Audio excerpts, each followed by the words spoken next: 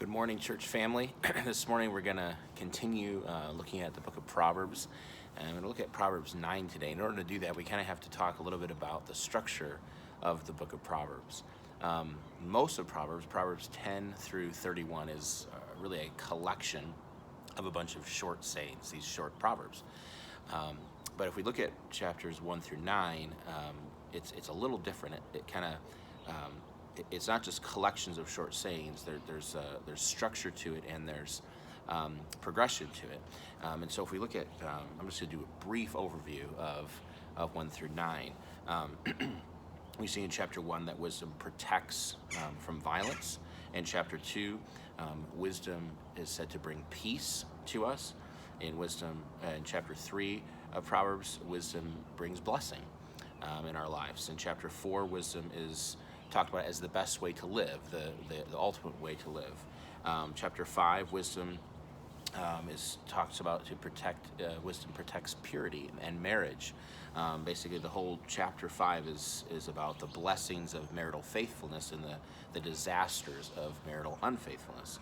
Chapter 6, wisdom is what motivates us to be productive and accomplish things that are worthwhile. Chapter 7, wisdom is protection from temptation.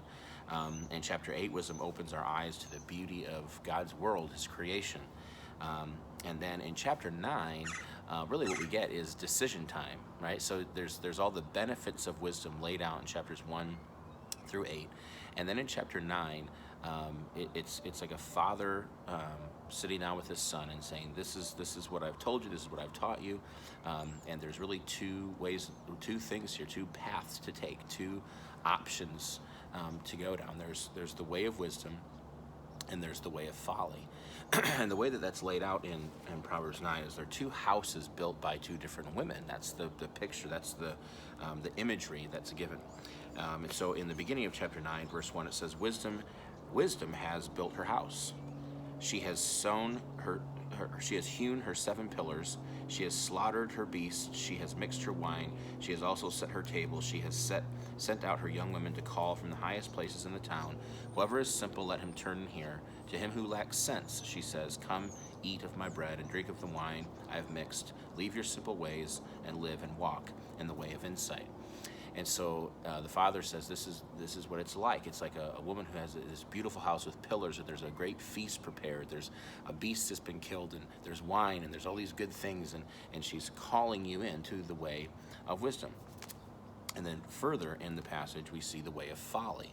In verse 13, it says, The woman folly is loud. She is seductive and knows nothing. She sits at the door of her house. She takes a seat in the highest places of the town, calling to those who pass by, who are straight on their way. Whoever is simple, let him turn and hear. And to him who lacks sense, she says, Stolen water is sweet, and bread eaten in secret is pleasant. But he does not know that the dead are there, that her guests are in the depths of Sheol.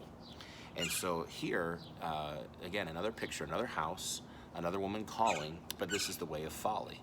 And it's this depiction of, the pleasures are here. It's stolen bread. It's this way of folly and foolishness, and ultimately it leads to death. And so we have this incredible picture, very vivid imagery of walking down the way, and both are called simple. Both wisdom and both folly cry out to those who are simple. And simple is kind of the softest word in Proverbs for foolish people. It's basically not innocent, but not really knowing any better, right? And so it's this idea of if you're walking along, and you could go one way or the other. And the father's saying to his son, you're going to hear the call of wisdom, and you're going to hear the call of folly. And he's basically saying, this is decision time. You need to choose the path of wisdom. All through your life, he's saying, son, you're going to have these options. You're going to have these choices. You're going to hear the call of wisdom. You're going to hear the call of folly. And he says, choose wisdom. Choose wisdom. And so the encouragement here, I think, for us in the book of Proverbs is, and we've talked about this before, we defined wisdom as living life God's way, and foolishness as living life my own way. But wisdom isn't just about advice for having a better life. It's not just about, if I do these things, my life will go better. That is true, of course, in a lot of ways, and it's applicable really in anyone's life.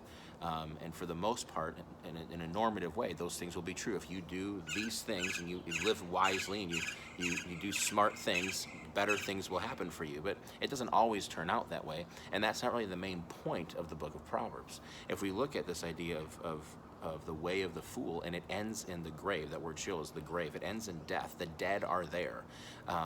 We understand. We've talked about this as we've studied Proverbs, that we're all fools. We're born, we're sinners, and we want to go our own way. We are fools. We desperately we don't just need advice for better living. We desperately need the wisdom of God. And we looked at in Proverbs 1 that the fear of God is the beginning of knowledge. The fear of the Lord is the beginning of wisdom. So we know it's not just about advice for living a better life. It's about worshiping and reverencing and being in awe of God. Wisdom comes out of, first of all, worshiping and seeing God for who he is. So we are fools, we are idiots, and we desperately need the wisdom of God. We desperately need Jesus, who is the ultimate wisdom of God. And so I want to challenge you and encourage you that this voice in chapter 9 that says, you hear the way of wisdom, you hear the way of folly,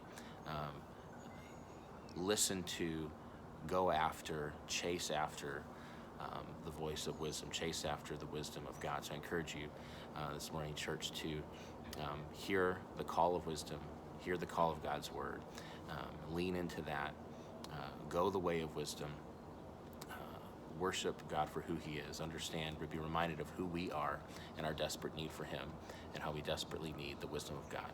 I love you, and see you soon. God bless.